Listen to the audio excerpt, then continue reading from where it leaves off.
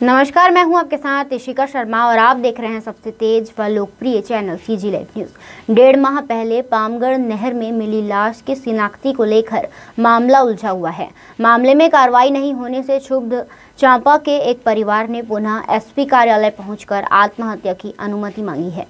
चांपा कोटा डबरी की बबली पटेल अपनी मां दूधमुहे बच्चे को लेकर अपनी बहन के साथ पुनः एसपी कार्यालय जांजगीर पहुंचे। उन्होंने एसपी को ज्ञापन देकर मामले में कार्रवाई की मांग की। वहीं शीघ्र कार्रवाई नहीं होने पर उसे परिवार के साथ आत्महत्या की अनुमति देने की मांग की है। गौरतलब है कि कोटा डबरी का रामकुमार पटेल ड्यूटी में जाने के लिए बीते 17 जून अपने घर से निकला था, लेकिन रास्ते में वह रहस्यमय ढंग से गायब हो गया। काफी खोजबीन के बाद भी जब रामकुमार का पता नहीं चला तो परिजनों ने मामले की सूचना चांपा थाने में दी। साथ ही रामकुमार के अपहरण की शंका गांव के ही करीब दर्जन भर लोगों पर व्यक्त करते हुए मामले में अपराध दर्ज करने की मांग की गई। इसके बाद 23 जुलाई को रामकुमार पटेल की साइकिल कोटा डबरी के बड़े तालाब के पास मिली, जबकि इसके दूसरे ही दिन यानी 24 जुलाई को रामकुमार यादव की संदिग्ध अवस्था में लाश पामगढ़ क्षेत्र के नेवराबंद नहर में मिली, जिसकी शिनाख्त परिजनों ने रामकुमार यादव के रूप में की। इसके बाद भी परिजनों ने पुलिस से मामले में कार्रवाई की मांग की, लेकिन अब तक किसी तरह की कार्रवाई नहीं हो सकी है। शिकायत में कहा गया है कि उसके पिता का गांव के ही करीब दर्जन भर लोगों ने पहले हत्या किया, फिर उसके शव को पानी में फेंक दिया। इस पूरे मामले से पुलिस को बार बार अवगत कराया गया, लेकिन पुलिस कार्रवाई करने से कतरा रही है।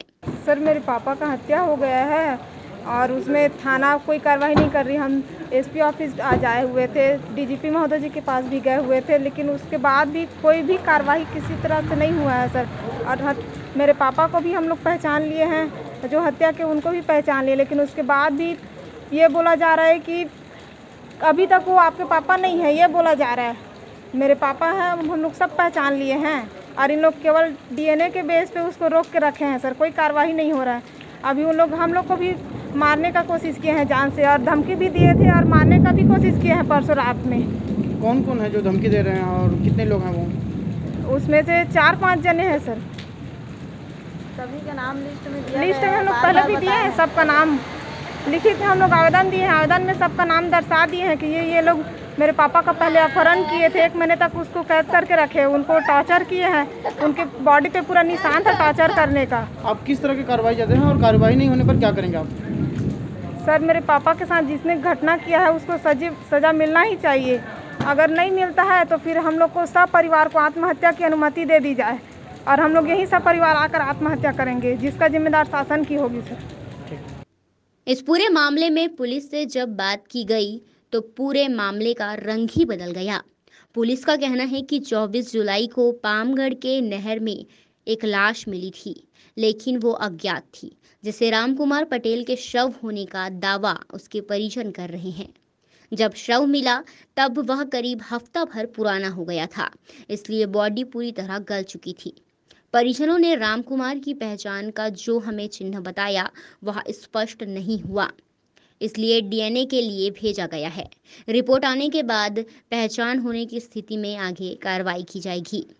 ये चांपा थाना क्षेत्र के ग्राम कोटा डबरी की रहने वाली बबली पटेल, जिनके द्वारा पुलिस अधीक्षक कार्यालय में आकर एक अपना शिकायत आवेदन प्रस्तुत किया गया है कि उनके द्वारा अपने पिता राम कुमार पटेल, जो कि 17/6/2021 को ड्यूटी जाते समय निकले थे घर से और उसके बाद वो वापस नहीं आए, जिस पर थाने में उनका गुम इंसान दर्ज कराया गया था। और उसके लगभग 1 महीने बाद 24/7 को जो मृतक है राम कुमार पटेल, उसका शव एक नहर से बरामद हुआ, जिस पर मर्ग जांच हेतु जो चांपा पामगढ़ थाने में दर्ज किया गया है और उसमें विवेचना की जा रही है। मामले में क्योंकि शव अज्ञात था, बाद में उसकी शिनाख्ती परिजनों के द्वारा की गई है, परंतु इसकी पुष्टि करने के लिए डीएनए टेस्टिंग हेतु भेजा गया है, जो रिपोर्ट अभी भी प्राप्त नहीं हुई है। मामले में विवेचना की जा रही है और इनकी शिकायत में जो भी तथ्य जिसमें संदेहियों के बारे में इनके द्वारा बोला गया है, डीएनए रिपोर्ट जैसे ही प्राप्त होती है और ये कंफर्म होता है कि वो मृतक राम कुमार पटेल हैं, उसके बाद इनके द्वारा जो अंदेशा जाहिर किया जा रहा है, जो संदेहियों के नाम बताए जा रहे हैं, उस पर तस्दीक की जाएगी। मैडम, परिजनों के ऊपर पैसा लेने का आरोप लगाए हैं पुलिस द्वारा? इस मामले में कोई जानकारी नहीं है। लिखित रूप से उनके बारे में अगर ऐसी शिकायत दी जाती है तो उस पर वैधानिक रूप से जांच की जाएगी। परिजनों का ये भी कहना है मैडम कि अभी लगातार संदेहों के द्वारा उनको धमकाया जा रहा है और उनको मारपीट किया जा रहा है। हाँ, वो शिकायत उनकी जो शिकायत आवेदन उन्होंने पुलिस अधीक्षक कार्यालय में प्रस्तुत किया है उसमें उस चीज़ का लेख है जिस पर शिकायत जांच भी की जाएगी और साथ में जो विवेचना की जा रही है वो अलग स्तर पे विवेचना भी चल रही है।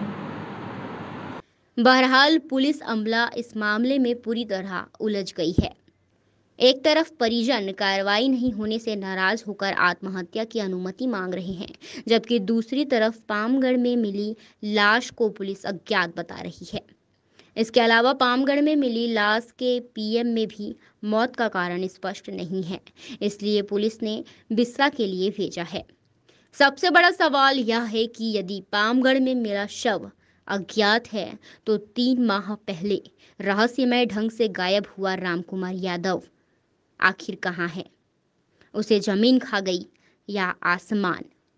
इस सवाल का जवाब पुलिस को ढूंढना चाहिए। सीजी लाइव न्यूज़ के लिए दीपक तिवारी के साथ कैलाश कश्यप की रिपोर्ट।